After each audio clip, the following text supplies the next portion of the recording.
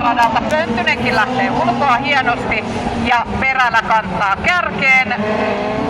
Pönttynen ajautuu ulos Matikaisen kanssa. Heillä on nyt 5-6 paikat. 2 kappaletta fälttejä oli siellä.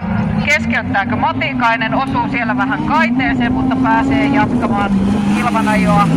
Ja Perälä tulee kärjessä. Sen jälkeen on fälttejä 2 kappaletta. Ja tällä hetkellä Santeri on siinä 2. paikalla. Sami on 3. Liimatainen 4. Pönttynen 5. Matikainen on 6.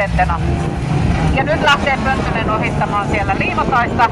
Onko Liimataisella ongelmia Volvon kanssa? Tiedä häntä. Sieltä tulee Pönttynen, Matikainen ja Liimatainen. Ja nyt Matikainen on ottamassa 4. paikkaa, mutta ei anna Pönttynen periksi ja sitten pyörähtää.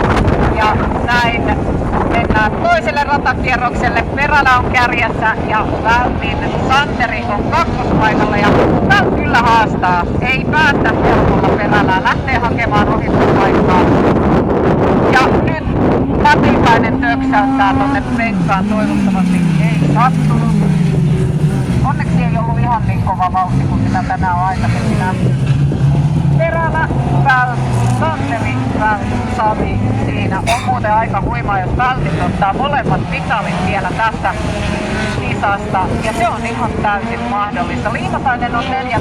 mutta on kyllä jäänyt todella paljon. Matikainen saatiin ulos autosta. Hän on onneksi kunnossa tuon jälkeen. Pönttysellä ongelmaa, on hidasta meno tällä kohtaa. Kun kierros on matkaa maaliin, sitten tulee keltaiset liput. On tosi pitkä ohituskielto tuohon Matikaisen autoon.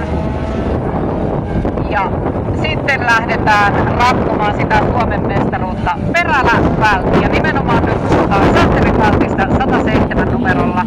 96 on Sami Vält ja hän on 3. paikalla. Ja nyt lähtee Santeri Vält kokeilemaan ohitusta Perälästä.